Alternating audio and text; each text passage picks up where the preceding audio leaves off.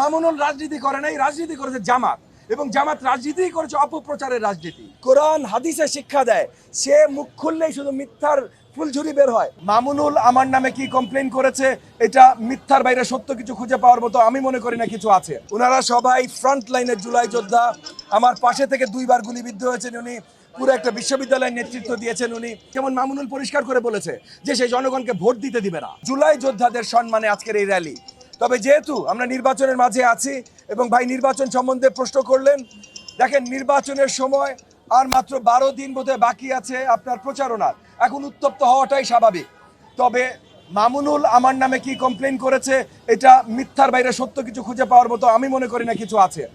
কারণ মামুনুল অনেকগুলো একদম শুরু থেকে অনেক আচরণবিধি লঙ্ঘন করেছে, সেগুলো আমি উত্থাপন করেছি এবং মামুনুলের টিমকেও আমি জানিয়েছি। শুধু আপনাদের সামনে যে বলেছি তা না, কিন্তু আপনাদের সামনে বলার আগে আমি মামুনুলের টিমকে জানিয়েছি যে যদি ভুলবশত হয়ে থাকে তাহলে তারা ঠিক করবে।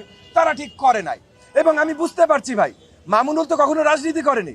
মামুনুল মাদ্রাসার শিক্ষক, তাও সেটা করে লালবাগে আর বাগেরহাটে। সো মোহাম্মদপুরে সে রাতটা যাপন করে। তো মামুনুল রাজনীতি করে নাই, রাজনীতি করেছে জামাত, এবং জামাত রাজনীতি করেছে অপপ্রচারের রাজনীতি। একসময় ইন্টারনেটে অপপ্রচার, এখন মাঠে অপপ্রচার। সো যেহেতু মামুনুল জামাতের সাথে আছে এবং জামাতের রাজনীতি অপপ্রচারের রাজনীতি, তো এখন মামুনুল অপপ্রচারে বেরিয়ে গেছে। এটা নিয়ে খুব বেশি লম্বা আলোচনা করার মতো কিছু আছে বলে আমি মনে করি না। ও জেলে ছিল, জেল থেকে বেরিয়ে আর আসলে অ্যাক্টিভ রাজনীতিতে কখনো কাজ করেনি, কিন্তু আন্দোলনে কিছু আন্দোলনে একসাথে ছিলাম। তো সেই সৌহার্দ্যটা আছে।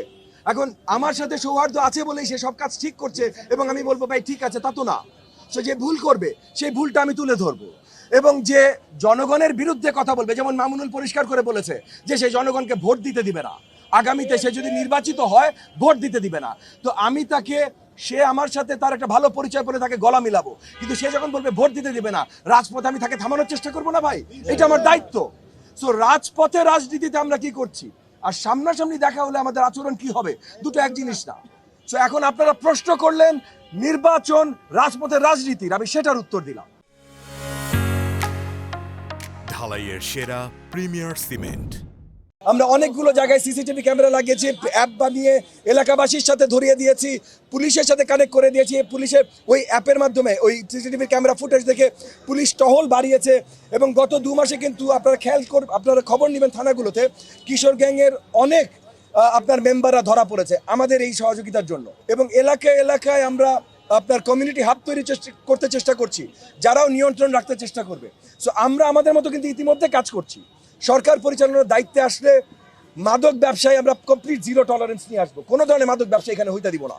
আমরা সব ধরনের আপনার চাঁদাবাজি বন্ধ করে দেবো। এই যে রাস্তা বন্ধ করে চাঁদাবাজি, ব্যবসাবাদীর কাছে চাঁদাবাজি, কারণ চাঁদাবাজি হয় রাজনৈতিক পৃষ্ঠপোষকতায়। যদি জোর করে কেউ আক্রমণ করতে চায়, যদি জোর করে কেউ আচরণবিধি ভেঙে কোনো অন্যায় করতে চায়, যদি 12 তারিখে কেউ ভোট পোলিং সেন্টার দখল করতে চায়, তাহলে তো নিশ্চয়ই আমরা চুপচাপ বসে থাকবো না। আমরা প্রথমে আইন শৃঙ্খলা বাহিনীর দিকে দৃষ্টি রাখবো, তারা তাদের দায়িত্বগুলো সঠিকভাবে পালন করে। যেন যদি কোনো কারণে তারা পালন করতে ব্যর্থ হয়, তাহলে আমরা আমাদের জনগণের ভোট অন্য কাউকে কারচুপি করে চুরি করে নিয়ে যেতে দিব না। মামুনুল হক কি বলে এটার এমনিও তো কোনো বাপ্পা নেই, কারণ ও বলে যে ও নির্বাচিত হইলে ও নির্বাচনী আর হতে দিবে না। সো ওর কথাই বাদ দেন ফার্স্ট অ্যান্ড ফরমোস্ট। বাট তারপর আপনার পিভিসি ব্যানার করে যা কিছু ও লাগিয়েছে, এটা গত কয়েকদিন ধরে পরিষ্কার ছিল। আমি সেটা উল্লেখ করেছি আপনার গণমাধ্যমের সামনে, নির্বাচন কমিশনকে জানিয়েছি, সেগুলোর কোনো ব্যবস্থা হয় নাই। সো এখন মামুনুল হক নিজেকে বলে আলেম। তো এত বড় মিথ্যাচার একটা আলেমের মুখ দিয়ে, ও রাজনীতি এমনিও করে না ভাই, আমি ওকে রাজনীতি ধরি না, কিন্তু একটা আলেমের মুখ দিয়ে এত বড় মিথ্যাচার, এটা আসলেই দুঃখজনক। কোরআন হাদিসে শিক্ষা দেয়, সে মুখ খুললেই শুধু মিথ্যার ফুলঝুরি বের হয়, এটা অত্যন্ত দুঃখজনক।